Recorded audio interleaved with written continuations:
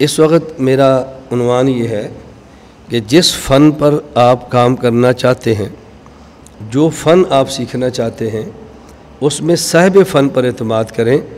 یہ نہ دیکھیں کہ یہ صاحب فن بڑا ہے یا صاحب فن چھوٹا ہے، یہ نہ دیکھیں کہ صاحب فن شہری ہے، صاحب فن دیہاتی ہے، یہ نہ دیکھیں یہ صاحب فن گورا ہے، صاحب فن کالا ہے، یہ نہ دیکھیں صاحب فن سید ہے، یہ صاحب فن عام زمیندار ہے، یہ نہ دیکھیں صاحب فن دور ہے، صاحب فن قریب ہے، یہ دیکھیں کہ فن جانتا ہے یا نہیں۔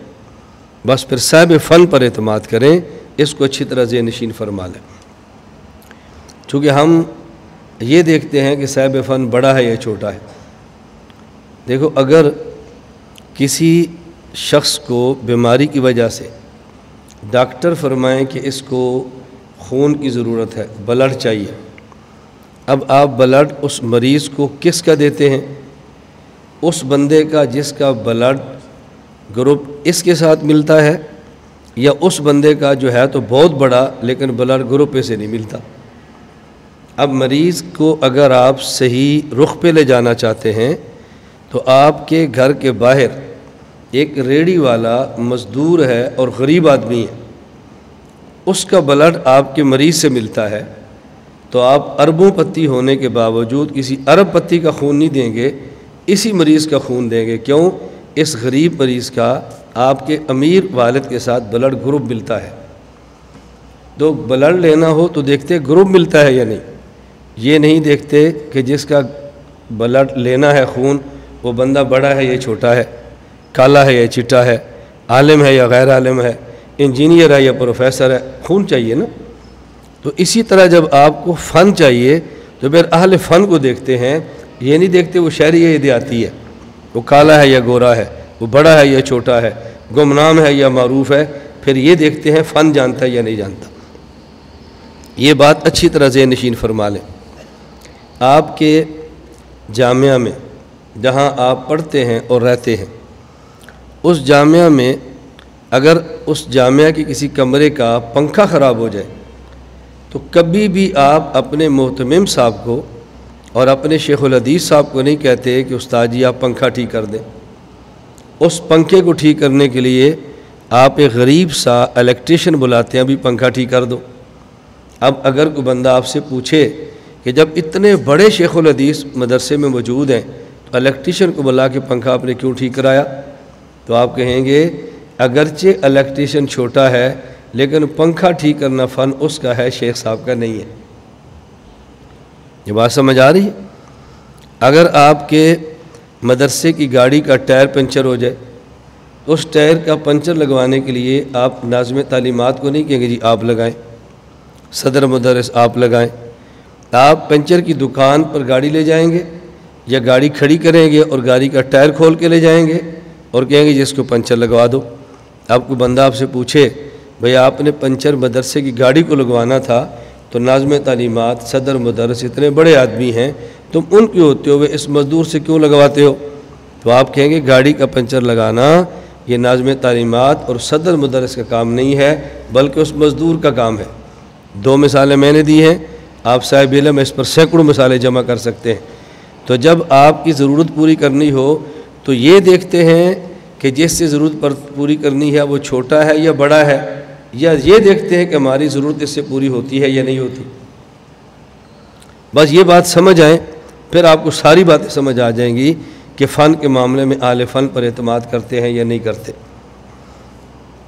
اس پر میں کچھ دلائل دینا چاہتا ہوں کہ صرف یہ میری شخصی رائے نہ ہو، یہ صرف میرا ذوق نہ ہو، آپ کے سامنے روایات، احادیث اور اکابر کا ذوق آئے اور آپ کو سمجھ آئے کہ فن والوں پر، اہل فن پر کسی فن میں اعتماد کیسے کرتے ہیں۔ نمبر 1، صحیح بخاری بابن کیف یبایع الامام الناس، اس باب کے تحت حضرت امام بخاری رحمہ اللہ حدیث لائے ہیں کہ حضرت عبادہ بن صامت رضی اللہ عنہ فرماتے ہیں بایعنا رسول اللہ صلی اللہ علیہ وسلم علی السمع والطاعۃ فی المنشط والمکرہ، ہم نے نبی پاک صلی اللہ علیہ وسلم کی ہاتھ پر بیعت کی کہ ہم بات سنیں گے اور ہم بات مانیں گے، اچھی حالت ہو پھر، اچھی حالت نہ ہو پھر، ہم خوشحالی میں ہوں تب، تنگ حالی میں ہوں تب۔ نمبر 2، وَأَلَّا نُنَازِعَ الْأَمْرَ أَهْلَهُ، جو شخص جس معاملے کا اہل ہوگا ہم اس سے جھگڑا نہیں کریں گے، اس معاملے میں اس کی بات کو مانیں گے۔ نمبر 3، أَن نَّقُومَ أَوْ قَالَ أَن نَّقُولَ بِالْحَقِّ حَيْثُ مَا كُنَّا وَلَا نَخَافُ فِي اللَّهِ لَوْمَةَ لَائِمٍ، ہمیشہ حق بات کہیں گے اور کبھی ملامت کرنے والے کی ملامت کی پرواہ نہیں کریں گے۔ اب اس میں 3 چیزوں پر بحث ہو رہی ہے۔ اس میں دوسری بات کیا ہے؟ اللہ ننازع الامر اہلہ، اہل امر اہل فن سے ہم جھگڑا نہیں کریں گے، اس کی بات مانیں گے۔ اب صاف بات سمجھ آ رہی ہے کہ جو جس کام کا اہل ہے اس پر اعتماد کر اس کی بات مانیں اور اسے جھگڑے نہ کریں۔ اسی طرح صحیح مسلم میں ایک باب، اب بعض کہتے ہیں امام مسلم نے خود باب قائم فرمائے، بعض کہتے ہیں امام نووی نے فرمائے، اس لیے میں یوں کہہ دیا کرتا ہوں کہ صحیح مسلم میں ایک باب ہے، باب وجوب امتثال، یا آپ کہہ دیں باب وجوب امتثال، جو بھی آپ پڑھنا چاہیں آپ کی مرضی ہے۔ ما قالہ شرعاً دون ما ذکرہ صلی اللہ علیہ وسلم من معائش الدنیا علی سبیل الرائی، اللہ کے نبی صلی اللہ علیہ وسلم ایک بات فرمائیں اور دنیاوی معاملے میں فرمائیں اور اپنے اجتہاد سے فرمائیں، نص کے ساتھ نہ فرمائیں، اس میں نبی پاک صلی اللہ علیہ وسلم کی بات کو کس حد تک ماننا چاہیے؟ حضرت امام مسلم رحمہ اللہ حدیث لائے ہیں، حضرت انس بن مالک رضی اللہ عنہ فرماتے ہیں نبی کریم صلی اللہ علیہ وسلم کے بارے میں، ان النبی صلی اللہ علیہ وسلم مر بقوم یلقحون، نبی کریم صلی اللہ علیہ وسلم کچھ لوگوں پر گزرے جو تلقیح فرما رہے تھے۔ تلقیح لقا یلقح تلقیحاً کا معنی ہوتا ہے کہ کھجور کے 2 درخت ہیں، ایک نر اور ایک مادہ، تو نر کھجور پر جو بور آتا ہے شروع میں اس سے لیتے ہیں اور مادہ پر پھینکتے ہیں، تو اس سے فصل بہت اچھی ہوتی ہے، وہ یوں کر رہے تھے۔ تو نبی کریم صلی اللہ علیہ وسلم ارشاد فرمانے لگے، لو لم تفعلوا لصلح، اگر تم یہ نہ کرو تو ہو سکتا ہے پھل زیادہ اچھا ہو۔ فخرج شیسا، نبی پاک صلی اللہ علیہ وسلم کا گزر ہوا اور وہاں پر یہ کھجور کا پھل یوں نہیں تھا بلکہ ردی قسم کی کھجوریں موجود تھی، تو رسول اکرم صلی اللہ علیہ وسلم فرمانے لگے، مال نخلکم، تمہاری کھجوروں کو کیا ہوا ہے؟ یہ کیا پھل مزیدار کیوں نہیں ہے؟ تو انہوں نے کہا یا رسول اللہ قلت کذا و کذا، آپ ہی نے فرمایا تھا ایسے کرو، تو جیسے آپ نے فرمایا ہم نے کر لیا، اب پھل کم ہو گیا ہے۔